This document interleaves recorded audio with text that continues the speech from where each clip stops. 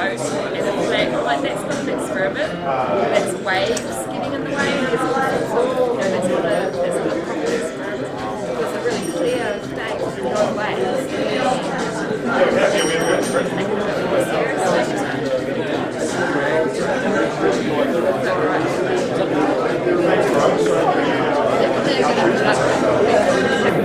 Okay, folks, we'll get back to our seats again, ready for our next speaker.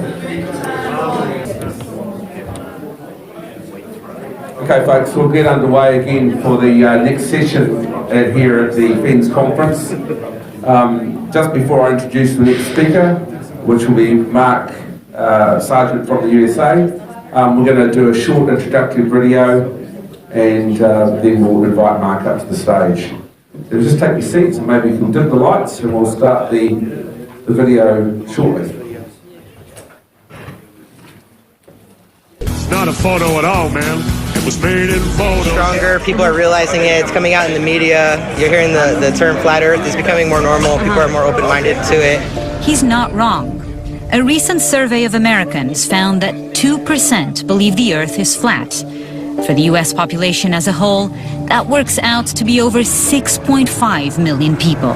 Flat. We met at Pasadena. Mark used to design video games and run software trainings. Now, he devotes himself full-time to promoting the flat earth. This movement is about changing the world, literally. You think for the longest time that you live here. But what if it wasn't this? What if this was just the illusion? The reality looked something like this.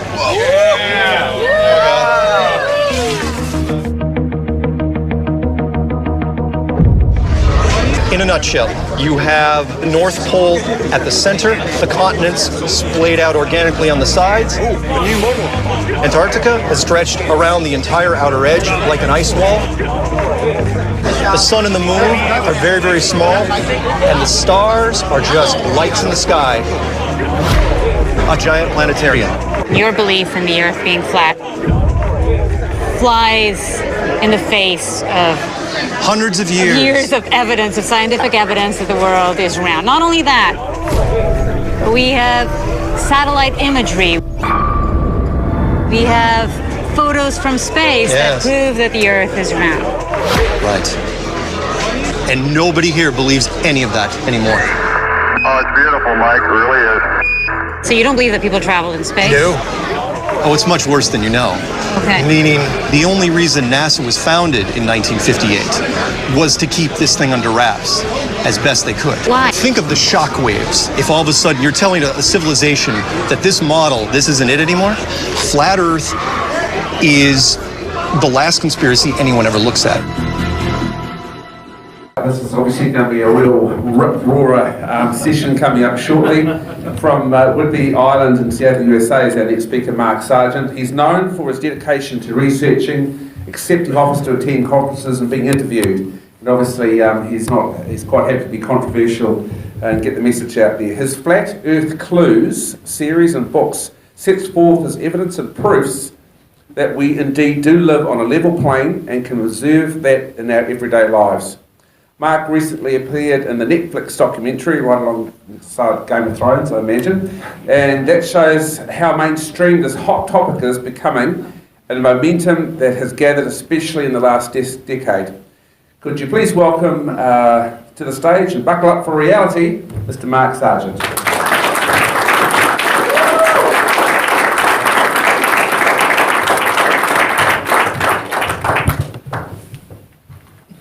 Thank you. Can you guys hear me okay? Yeah. That's right. All right. Before I'm going to do something a little different, just so you know, I'm going to talk for 25, 30 minutes, and then we're going to open up to questions with whatever remaining time I have left. So, Adrian, where are you? Yeah. Oh, there you go. So you just let me know when I'm about to run out, and you know. Half an hour presentation, and then half an hour. All right. Just keep me cool. Keep me posted. So before I even start, though, I want to introduce you to someone. It's a little different from my normal routine, but I thought of it on the flight down. And this man here, yeah, Brian Cox. Brian is an astrophysicist out of the UK. He is the second most popular scientist in the world, next to Neil deGrasse Tyson, which you all know and love, and he hates flat Earth. Brian Cox hates it so much that he is in complete denial of it. He won't even acknowledge it exists. He states that it is not a thing now, that everyone here and at other conferences don't really believe in it, and that flat Earth was never a thing.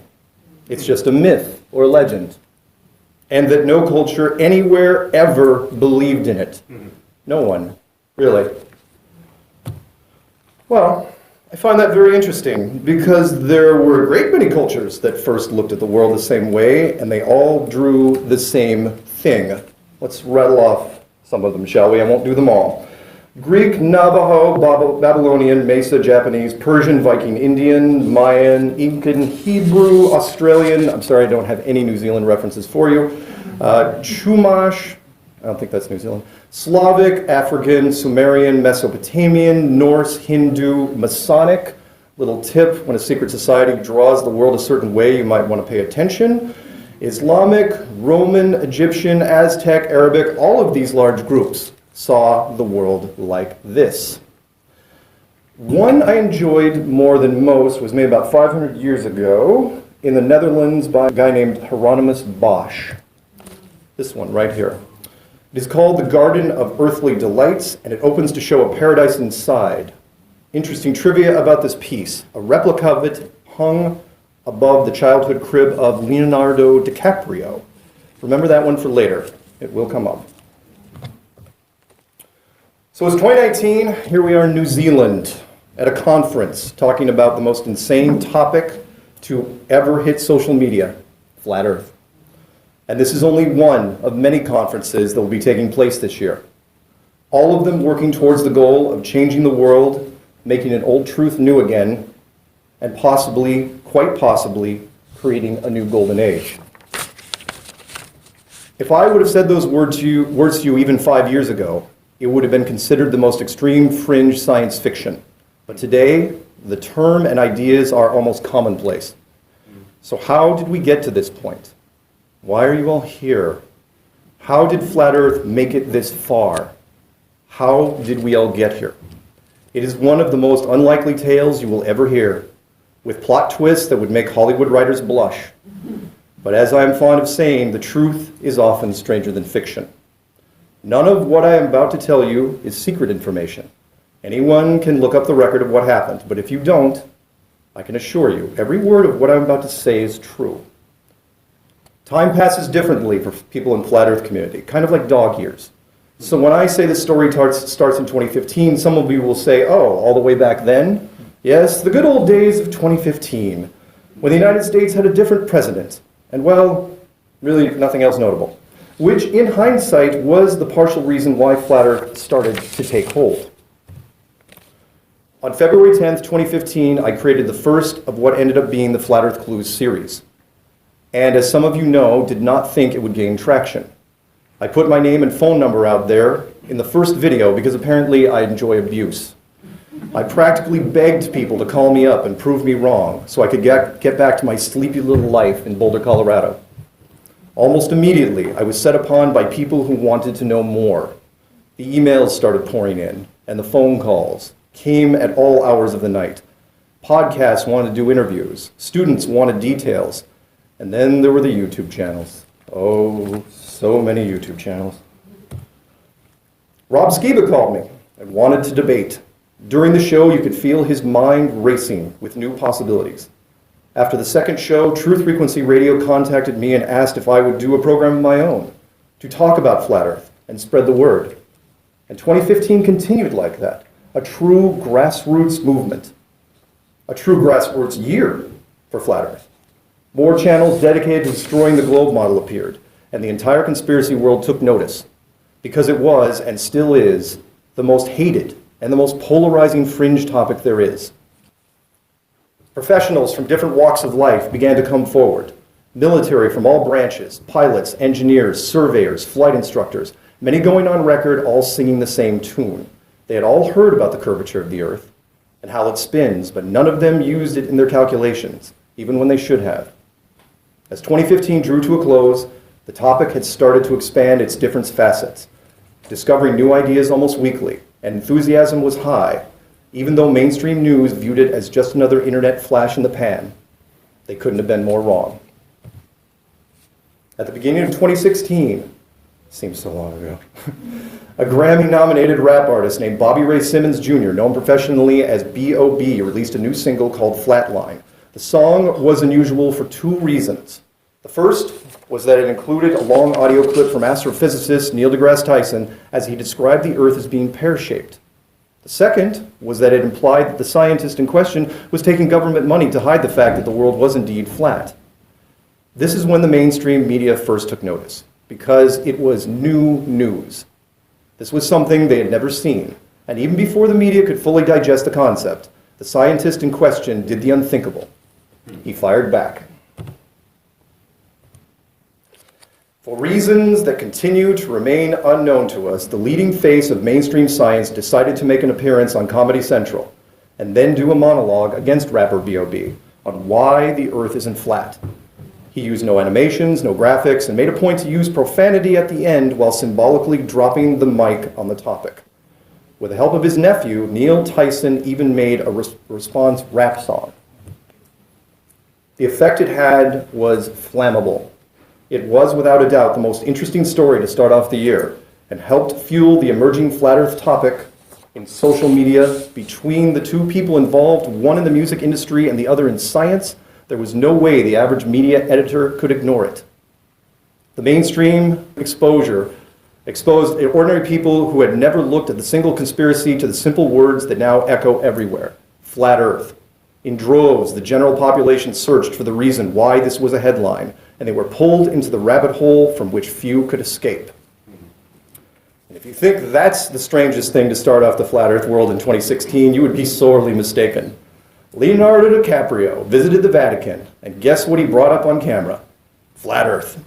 Being an A-list celebrity only gets you 15 minutes with the Pope. Did he talk about climate change? A little bit. Did he bring the Pope an art book showing the world as an enclosed structure and how it represented the promise of the future? Indeed he did. And that image right there, there's the Hieronymus Bosch shot right in that book. And it was all videotaped for the full 15 minutes. After Leonardo left, the Pope left the Vatican and flew to Cuba to meet with the Orthodox Pope. The first time the two had met in 1,000 years. We don't know what they talked about, but after he left, the Orthodox Pope went straight to Antarctica, one of the hot buttons of the flat Earth community. Who else was in Antarctica in 2016? Well, Secretary of State John Kerry for one, and even though it might not sound strange to you, it did to me, because he was there on election night when he should have been back in the States supporting his candidate, Hillary Clinton. Astronaut Buzz Aldrin was also there in 2016 and had to be emergency airlifted for health reasons. The very first Flat Earth Video Awards show was in February of 2016. This image is from the 2018 edition. Yes, there were already so many Flat Earth videos that we were starting to give out awards. By April, Flat Earth regional meetups were appearing. The first was in Houston, then Seattle, and after that, just about every state you could imagine. And this wasn't just happening in the United States. Across the pond, Dave Murphy from the UK had already made the first Flat Earth appearance on Macedonian television. By August of 2016, I started keeping track of the numbers and the sheer volume of videos that the topic was helping create in social media. We weren't just an anomaly, we were a bona fide trend and gaining speed every month. As 2016 drew to a close, we were a cool club that had gotten some solid attention, but the future was uncertain, sometimes even precarious. Not for long. Within a month, all that would change. In 2017, like a sign from the heavens, someone had carved into a hillside in Los Angeles, Google Flat Earth. Even now, this person responsible has never come forward. That very night, basketball all-star Kyrie Irving announced during a podcast that he believed in Flat Earth, and the day after that, LeBron James, the most popular face in American basketball, supported him. I cannot overstate the shockwaves that Flat Earth was creating in the sports world. We could have raised millions of dollars and approached LeBron's agent to say those words, and probably would have been refused. Without asking, LeBron ended up saying flat earth on camera for free. Every sports periodical in the world covered this story immediately. Then the general media dived in. Over the next few months, it was the water cooler topic. The crossover media was surreal. There I was, reading a Rolling Stone article about Jimmy Kimmel and Dave Chappelle on late night television discussing Kyrie Irving and flat earth. To be honest, it only surprised me a little. And when I saw actor Chris Pratt debating flat earth on ESPN with a panel member, it surprised me a little more. To add to the fire, NBA Hall of Famer Shaquille O'Neal supported Kyrie as well during a live broadcast, but only stood by it for 10 days. Turns out some of his sponsors weren't thrilled with the idea, so a hasty late-night talk show retraction was put into place. The UK program Big Brother kicked off a member for harassing someone who believed in flat earth. The Canadian comedy team Trailer Park Boys did a full skit on the topic, and the year was only half over. Regional meetups were popping up all over. Denver, Boston, Phoenix, Las Vegas, Florida, Hawaii, Canada, London. Our first formal debate was in Atlanta. This one was in Seattle. And there, right in the middle, is Patricia Steer and Dee Marble. And I'm up there in the corner with my hand up to the side, up in the upper left. And secondary media explosions blew up as young American students, influenced by the flat earth sports figures, started pushing back against their science professors. Because of this, science journals finally started pushing back against flat earth. And as 2017 entered its final months, there stood the crowning achievement, the first Flat Earth Conference in 500 years. It might as well have been forever. An ancient truth made new again simply by brave people believing in it. International media flew in for the unique event and were amazed by the conviction, the passion, and the sincerity of all the people involved. Oh God, I hate this slide, but I have to use it. The largest YouTube channels in the world were now wading into the Flat Earth pool.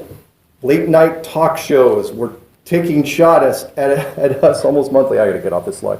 Who the hell was Freddie Flintoff? I didn't know, but apparently he was talking about flat Earth over in London. You guys know who Freddie Flintoff is, though, right? Because he plays cricket, or used to play cricket.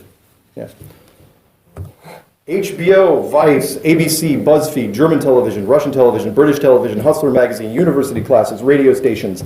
The last day of 2017, rapper B.O.B. was preaching flat Earth to Bill Nye the Science Guy, and I didn't care. That same week, Kyrie Irving was using flat Earth in his shoe commercials, and still, mainstream science thought we would just go away.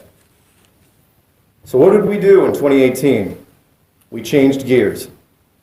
If some is good, then more is better. More meetups, not just every month, but almost every week. I had to build a special playlist on my YouTube channel, and there are now hundreds of regional meetups on it. That's South Korea. Did anyone here from South Korea, that conference out there? No? Nobody? All right. You would think at this point that nothing could surprise the media when it came to flat Earth. They had already seen a rap battle between a Grammy nominee and the world's most popular scientist. Then they watched the sports world openly debate the shape of the world. What other rapids did flat Earth have in its hat? Well, this, for one. Mad Mike Hughes, a California stuntman, put a giant flat Earth sticker on the side of a homemade rocket and literally launched the topic to a new level. Did it prove flat Earth? Not at all. Was it covered again and again in social media as the launch was delayed twice? You bet it was. In 2018, there wasn't just one Flat Earth conference, there were three. One in the US, one in Canada, and one in the UK. All different, all fantastic. We now had dedicated venues where we could share our ideas and experiences. Just before the first Canadian conference, the first mainstream documentary on the topic defied all expectations and competed in 22 film festivals in 7 countries. So many showings that the producers could not even begin to attend them all. And they started flying me out to them. Yeah, because that's going to be objective. And during all this, the numbers, the precious stats that I love, reached for the impossible. In June of 2018, Flat Earth, which started at a modest 50,000 search results, had hit 20.9 million. The cherry on top being that the President of the United States, Donald Trump, was sitting at 20.8 million. And somewhere along the line, the powers that be decided that we were getting a little too excited. The U.gov survey said it all. Americans were now starting to lean towards flat Earth too quickly for their taste. Indeed, a full third of young Americans didn't believe in the globe anymore. YouTube took matters into their own hands and tore down their own scoreboard so that we would stop pointing to it. Google went before the United States government and said they were doing what they could to deal with the flat Earth problem that kept spreading, but secretly loving us, because we kept people on YouTube, now the largest television network in the world. National Geographic, which you saw the clip of earlier, tracked some of us down and condemned the flat Earth movement as being a danger to medicine, a threat to technology, and had the potential of sending science back to the Dark Ages. I thought they were being a tad dramatic, but they did have a point. We weren't going away, and they knew it. Behind the scenes, they told me that it concerned them when science wasn't meeting them on the battlefield, meaning us. They were hoping that they could rally some of them to engage us. It didn't work. Science did everything they could to avoid the topic, to pretend that it wasn't there and that people weren't listening. Shane Dawson, one of the largest YouTube channels, made a single flat Earth video in 2018, and it now has 24 million hits. They talked about it on The View with Alan Alda. Shane's demographic is under 20. What is science going to do to stop that? Nothing. Because it's not a real topic, remember? It's nothing when Jaron and Globebusters and Karen B and FE Core convince people with long-distance laser tests, when Rob Skiba does weather balloon tests, when Jay Tolan Media does daytime infrared photography. Don't worry about it as we look at the boats that refuse to go over the horizon, as we turn heads with street activism. There's a group called Globe Live,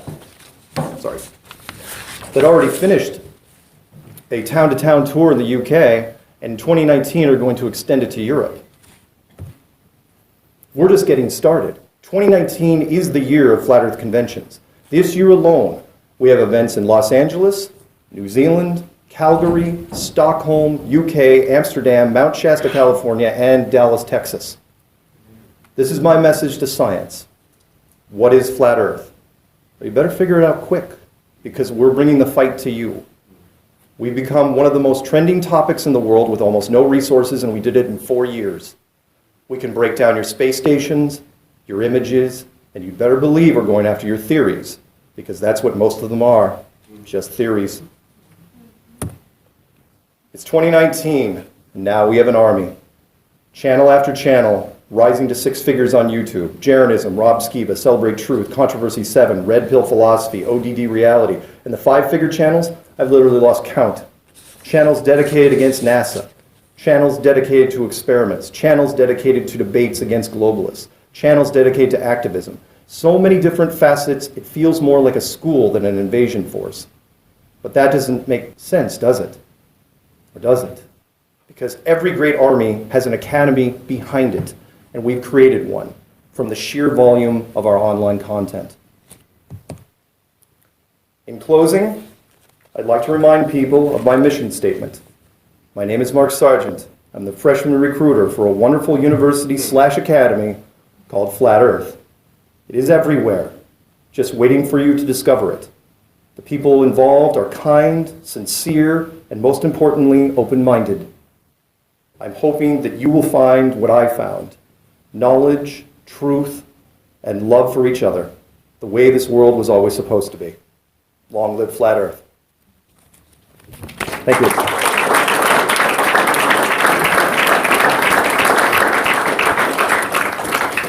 Before I open up to questions, because I know you guys probably have some, I want to share a quick story that happened to me as I was flying down, and you guys will appreciate this. So I'm in the plane, and there was a guy who was coming around. It's a long flight. It was coming around with bread, because that's a thing. Hand me out bread. It's like rye bread, olive bread, and I said, no, I don't want any bread. And he goes, you sure? And he's looking at me, dead center in the eyes. I go, okay, maybe I'll have some bread. I'll take that bread right there.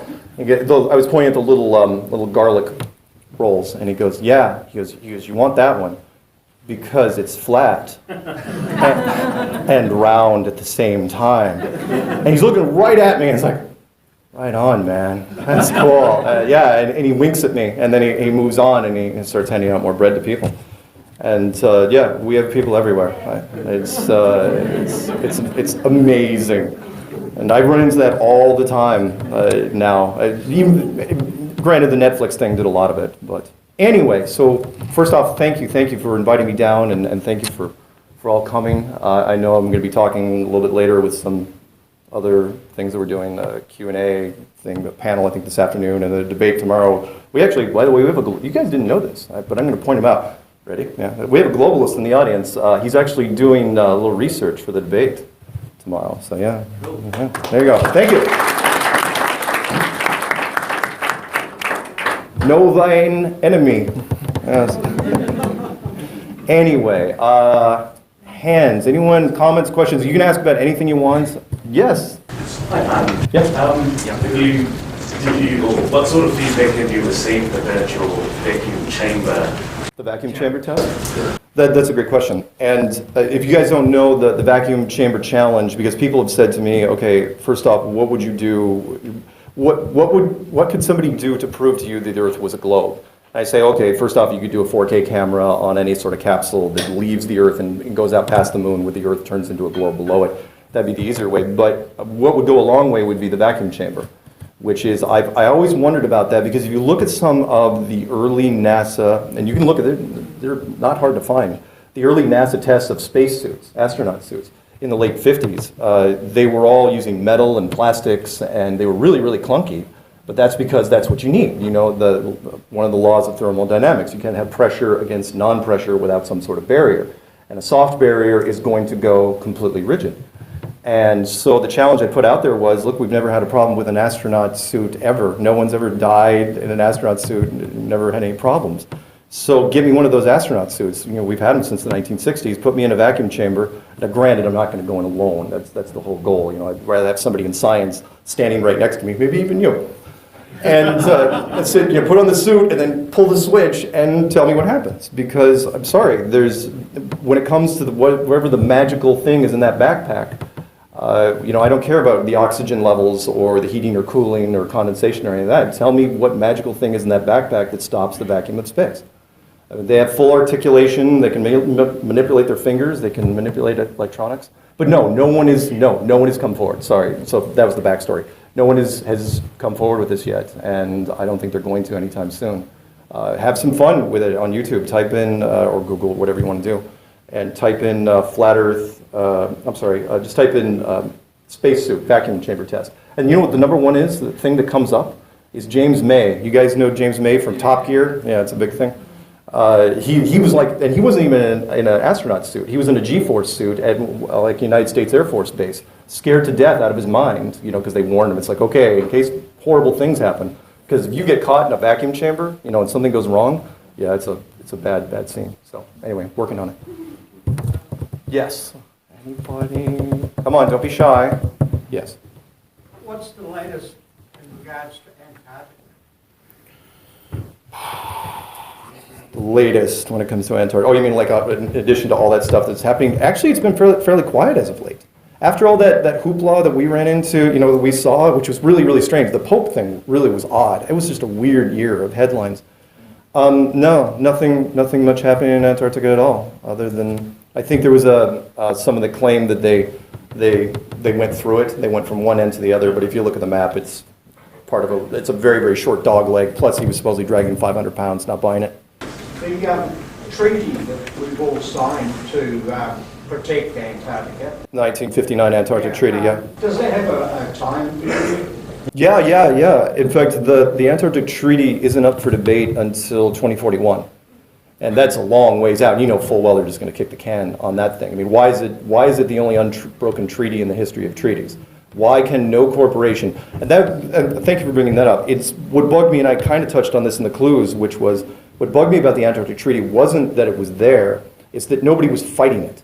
So when you make a treaty and you say that no corporation from any country can go down there and set up shop, ever, no matter how much money you have, that's one thing. But to say that no one's even arguing against it, I was like, come on, British Petroleum, and you came out in the 50s and said there's oil there, and there's coal, there's all sorts of resources, and then all of a sudden you come back and you say, look, if I'm the head of British Petroleum, right?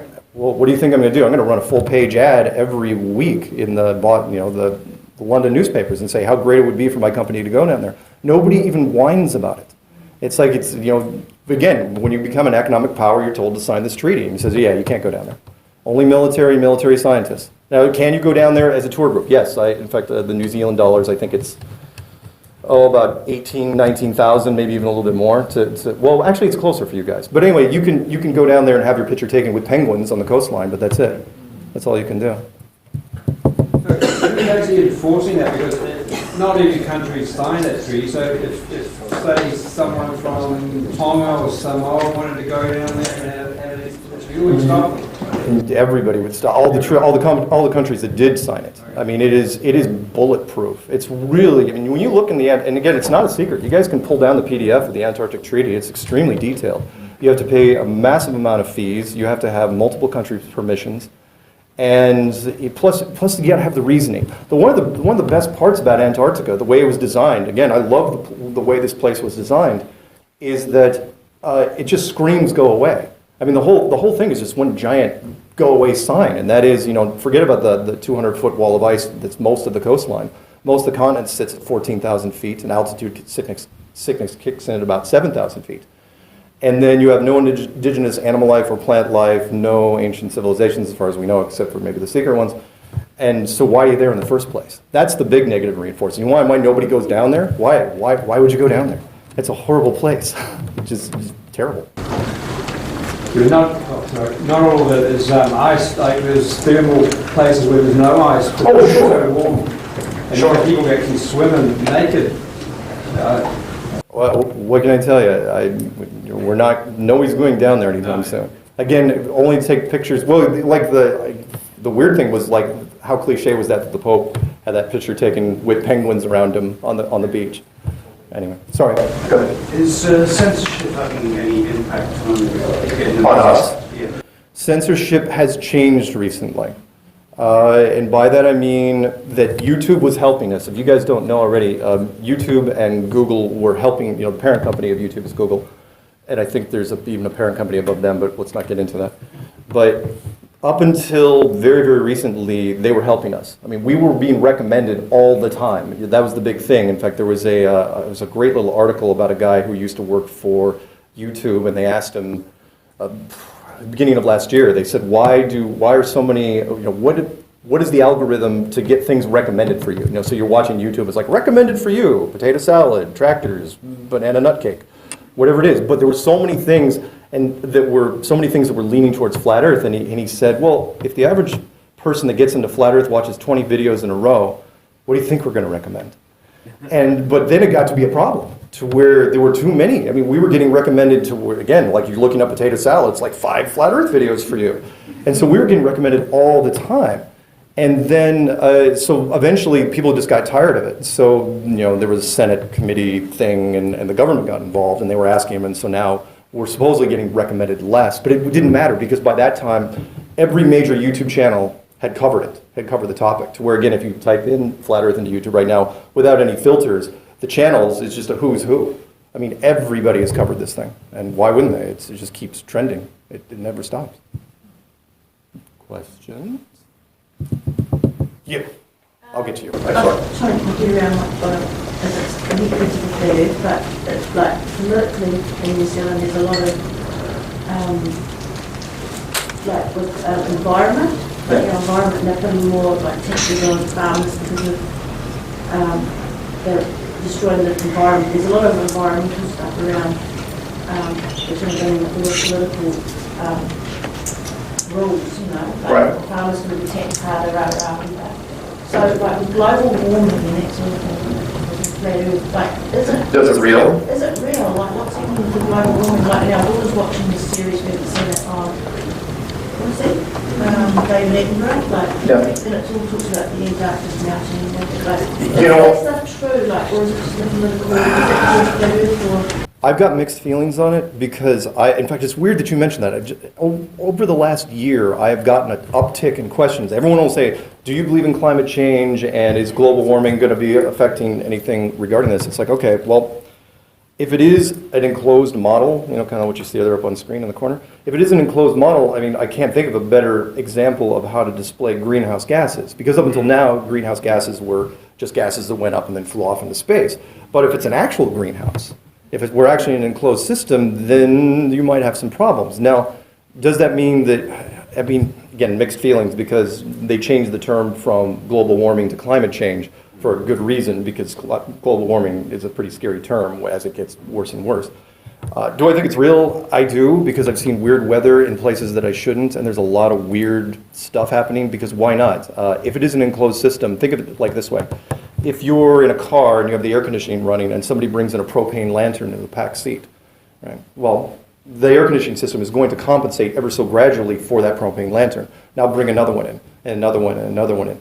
That air conditioning system is going to have to work harder, because I do think there's a lot of automated systems here with the jet stream and the underwater conveyor system and stuff like that. So what it also does, though, we'll use the car example, it creates hot and cold pockets where there wouldn't normally be. You know, the car gets weird. You know, you're going to get, it's not going to act normally, because that's not what was supposed to be in the car. So would Antarctica melt? I don't know. Maybe. I mean, sea levels are rising in some places. I know they had to evacuate some islands a few years ago. So we are destroying, humanity's destroying the Earth. Well, don't go.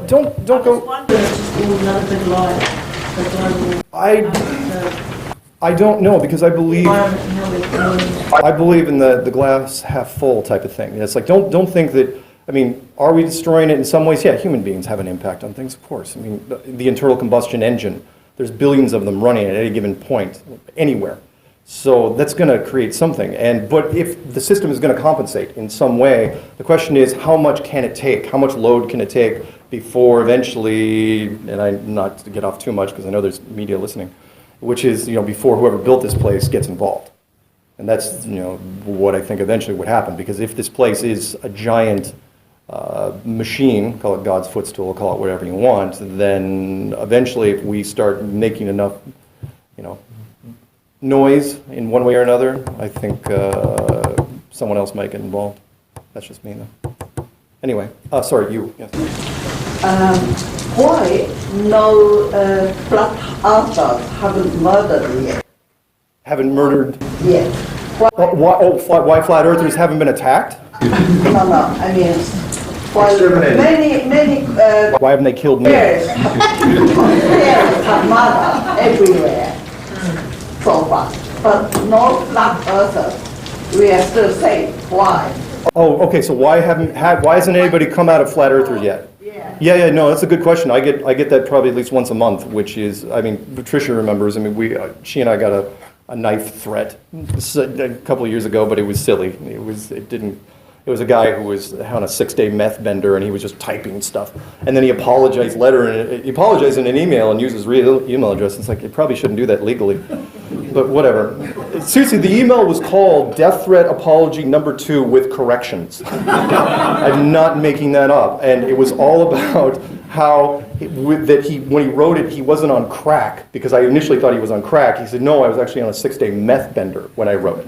And he hated flat Earth. But sorry, to your point, which is the reason why, and I was worried about that. Not only was I worried about people attacking flat Earth initially, but I was worried that this particular paradigm shift, you know, there was a small percentage of people that wouldn't be able to take it. You know, people would be, you know, just, it's too much for them. I've had people say, well, you're turning the universe from a vast place to a one-room apartment. I go, yeah, but it's a really nice one-room apartment. They were feeling claustrophobic, and I thought there'd be some people that would like snap. So I was more worried about people in the flat Earth community that would go and go off and do things. I don't know if you guys, some of you remember the guy up in Canada that took that boat to a shopping mall and spray painted Jeranism all over it. And I'm watching this thing, I'm just going to blow up. That boat's going to catch fire, it's not going to go well, and nothing ever happened. Sorry, to your point, which is when you're coming after flat earthers, you're not coming after the people. You're coming after the idea. So if I'm talking to you about flat earth, I mean, yeah, you may have a problem with the message, but you're not coming after me for it, because how can, it sounds cliche, but how can you attack an idea? It's tough to do. And so, yeah, there's lots of people that get angry about flat earth, but it's that knee-jerk reaction of you're changing. In fact, I'm going to do a video on it soon, which is you're changing the storyline, their whole life's storyline. It's something they can't walk away from. It's again, it's like telling somebody after they turn 30 that they're adopted. and they had no idea. It freaks them out. And so after they get past that knee-jerk reaction, the anger settles down, and it's more of, okay, well, either I don't agree with them or I do. But the anger doesn't really stay. I mean, yeah, we've got some dedicated troll channels that are out there to try to take us down. But for the most part, they're not angry. So yeah, to this day, we haven't had an incident. Hundreds of regional meetups. I don't even know how many conferences at this point, and not a single. We don't even have protest groups. But then again, most of your science groups don't organize protests. No offense to you. I mean, you're here. But yeah. Anyway, so does that help, kind of? Yeah. They can't hurt us. Is that what you're kind of? There's nothing. Why would you attack a flat earther? No, you know, like those evils. You're actually threatening. Oh, you mean like the powers that be? Yeah. Oh, you mean like the government? Why hasn't the government killed me yet? Oh, okay. That's a little different. If we are in public talking about flat, yeah. It's dangerous for them. Well, okay, all right. No, you know what? Sorry. Let me change now. The first part of the answer, just take it for what it's worth. But what you're saying there, yeah, and that is, I still believe, kind of like Google and YouTube, that we have had help, which is the government doesn't want to completely stop us for whatever reason. I think that but they want to curb our enthusiasm from time to time. It's like they're almost trying to pace us. It's like, like they know flat Earth is going to come out. Remember I said flat Earth is like hiding cigarettes from your roommate. You can only do it so long. You can shuffle things around, but eventually they're going to find them. And I think the government figured out, or the powers that be, whatever you want to call them, I'm not going to name the groups, figured out that, okay, this thing's going to come out, and these guys are on top of it. So all we have to do is make sure we pace it to where we can kind of spin it the way we want it to when it comes out. I mean, they're in the perfect position to do so, which is, this between high-speed internet, social media, and 6 billion smartphones, they could push the narrative when they want to push the narrative. So they have no reason to come after us. We're kind of in a way doing. It's weird. I feel like because I look at the other side of the chessboard a lot, and I say, we're getting close to this weird awakening point where so many people know. I mean, come on, that story about the airplane thing, that was not BS. I mean, we have people everywhere. 90% of our members are still in the closet. They email me all the time, and they say, we can't come out. It's not safe. So we are doing their work for them in a way, so there's no reason to come after us. So yeah, people say, well, why haven't people come to my door? But no, to this day, nobody's followed me in black cars, no black helicopters, nobody's given me the carrot or the stick at the same time and said, okay, like Joe Rogan. Joe Rogan's a perfect example. Sorry, not to digress too much. But Joe Rogan, remember, he was totally against NASA. Some of you guys know the story already, which was he was completely against NASA. He hated NASA, and in debates, he was winning. And that is, if both sides are equal, generally whoever has the most conviction gets the point across, and he was crushing it. And then he was crushing it too much.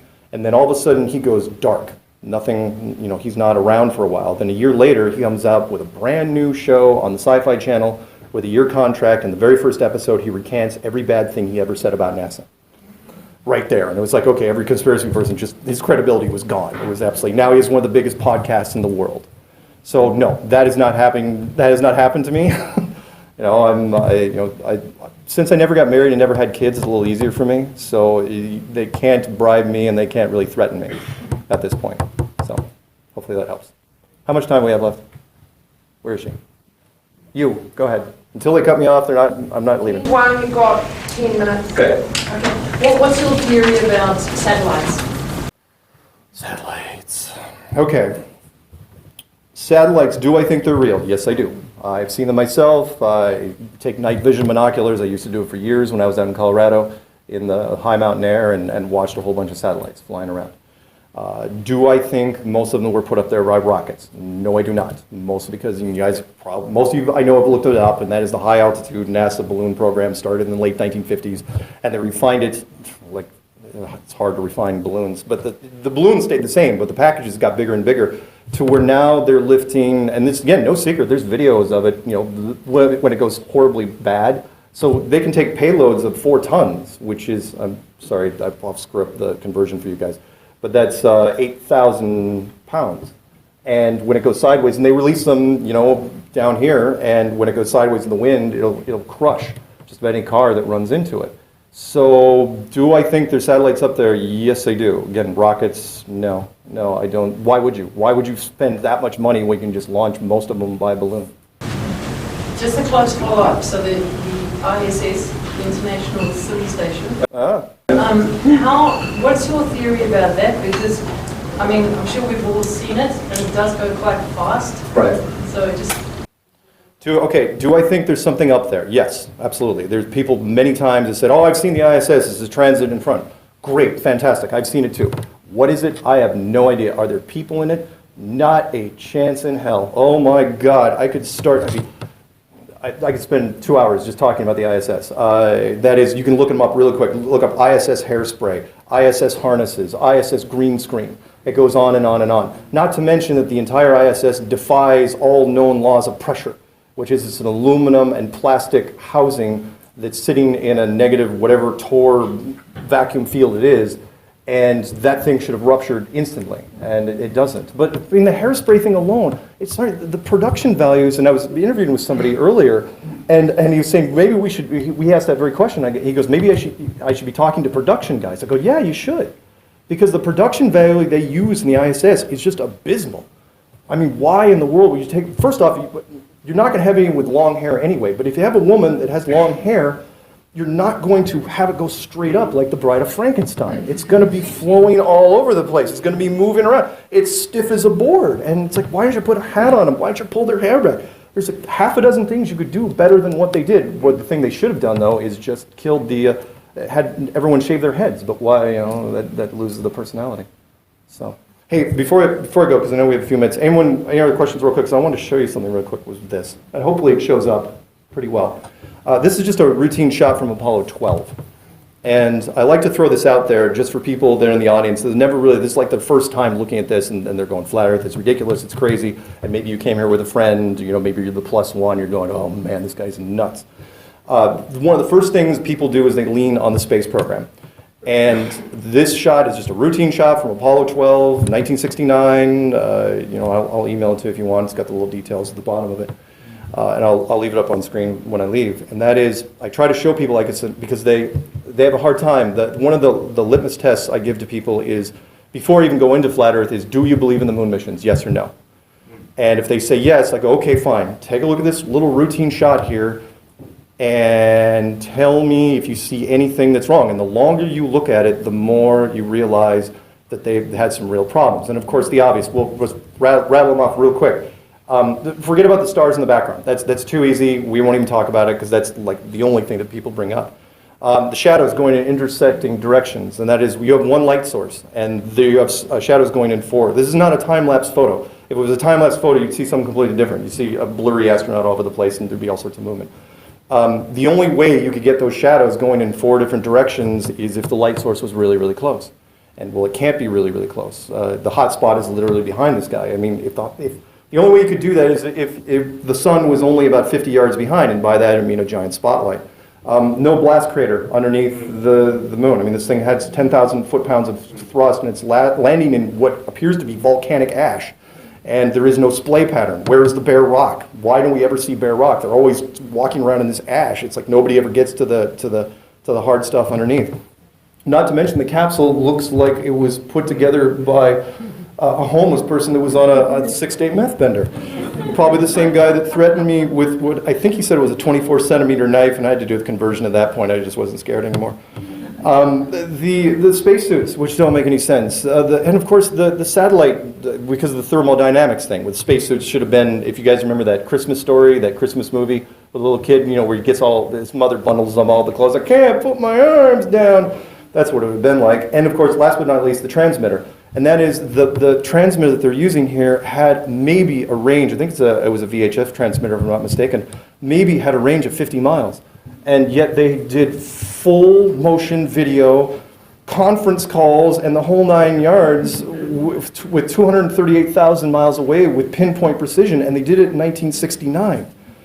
And yet the Israelis, I'll end with this, the Israelis just 2 weeks ago tried to land a probe on the moon, supposedly, and they got one shot, one frame from 22 kilometers up, and then at 15 feet they lost transmission, and supposedly it crashed, and good night, everybody, and that was it. Sorry, it was ridiculous. Sorry, last thing, promise. I know I say that a lot. Which is the spacesuits. Let me end on this because it goes back to your vacuum testing. And that is, even if you could convince me now that the vacuum, the spacesuits with microprocessor technology and all the newfangled gadgets and who knows, there's like 10 smartphones worth of things built into it.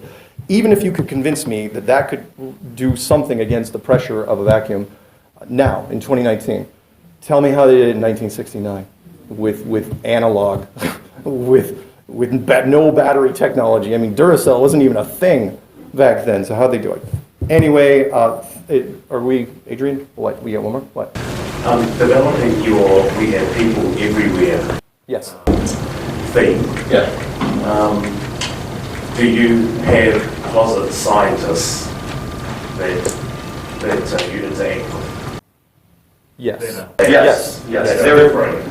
Okay, this will be the last thing I promise, then we'll go, you guys can get some food or whatever we can do.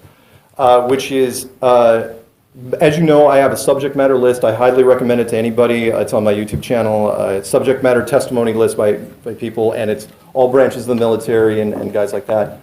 And some of them are anonymous, some of them aren't, but the scientists are all anonymous.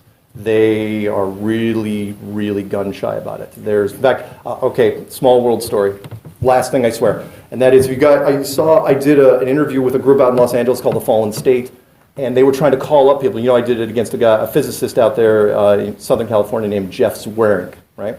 And when they were trying to call around universities to find him, they actually found an Asian professor out of USC who, when they got him, they're like, oh yeah, I'd love to come on. I love flat Earth. I'd love to talk to Mark Sargent. I was like, no. We need somebody against flat Earth. But I'm for flat Earth. And I wish I could have gotten his name, but they weren't willing to give it to me. But yeah, scientists are, of course, they're going to be quiet about it. You know, we're a threat to them. So anyway, guys, thank you very much for everything. Talk to you soon.